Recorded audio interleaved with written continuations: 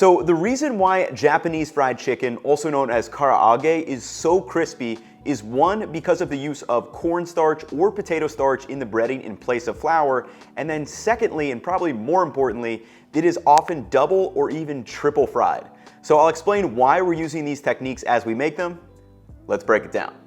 To start, get out 6 boneless, skinless chicken thighs and cut them into strips, and I find that I get about 3 to 4 cross-length cuts per chicken thigh, but you could cut these into any shape that you want to. Now, most traditionally, skin-on and boneless chicken thighs are used, but skinless thighs or breasts are more readily available and can be used as well. Once the chicken is sliced into chunks, let's make the marinade. I'm following the basic marinade from Mastering the Art of Japanese Home Cooking, so first grate in 3 garlic cloves along with a 1-inch knob of ginger. Once done, just crack in an egg and whisk everything together, and now you're going to set that bowl over a scale, toss in the sliced chicken, and add 20 grams of potato or cornstarch, 30 grams of sake, 15 grams of soy sauce, 10 grams of white sugar, and lastly 10 grams of salt.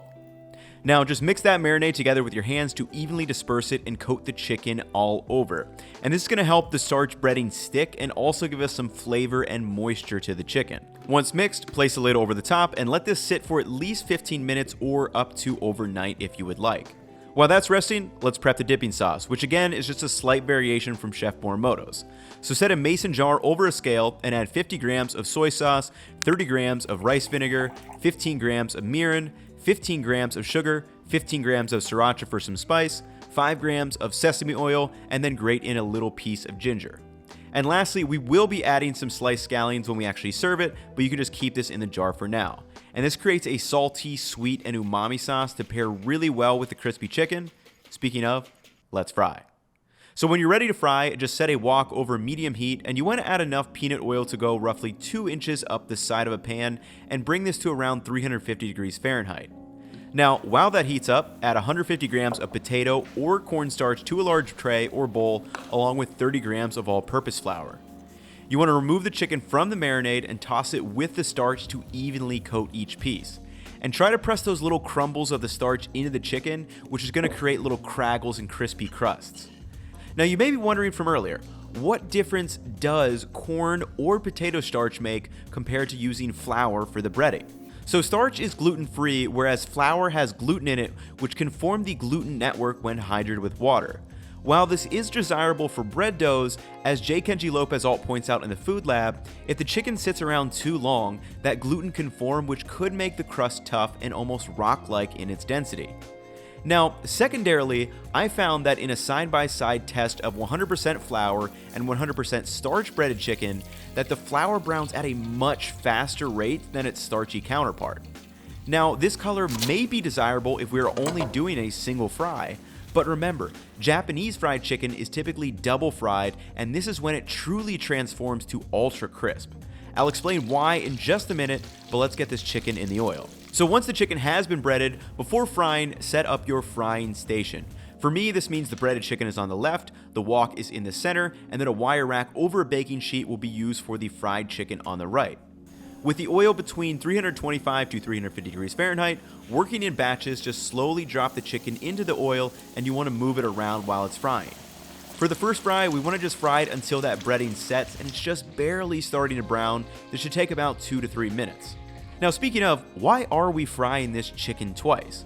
Well, the idea is simple.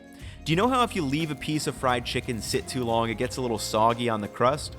That's because moisture from the inner layers hasn't been completely evaporated due to frying, so it pushes out to the exterior crust, making it soggy.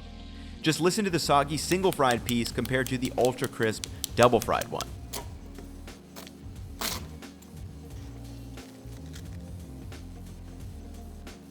So by letting that single fried chicken sit, that moisture moves to the exterior, but then it gets evaporated off in the second fry, or even a third fry if you would like, resulting in super crisp and light chicken.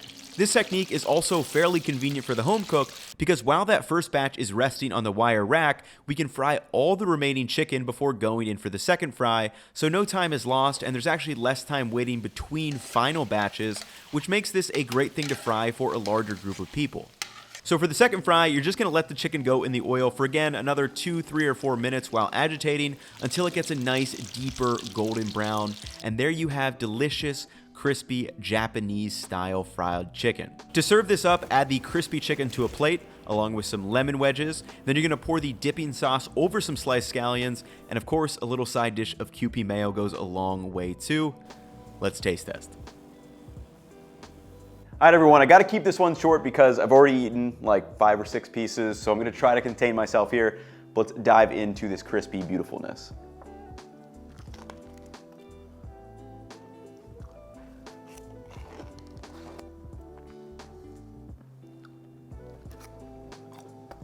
Okay, so like I said, I had to restrain myself a little bit. I probably had like 2 or 3 chicken thighs worth already, but seriously, so good. You guys can hear the crispiness. It's super crunchy, super flavorful from spending some time in that marinade. Then you pair it with a nice little dipping sauce, gives you kind of that fresh saltiness, a little bit of acidity, and then scallions, and then you mix it with some Kewpie mayo too, make, you know, fried chicken even more unhealthy. But hopefully you guys try this recipe. It's seriously such an absolute treat, and it's quite different from, you know, like your classic southern fried chicken, which is really fun to kind of compare and contrast the two styles. So hopefully you guys have enjoyed. This recipe will be up on my website if you guys want to follow along with all the measurements and everything, but I will catch you in the next one. Peace, y'all.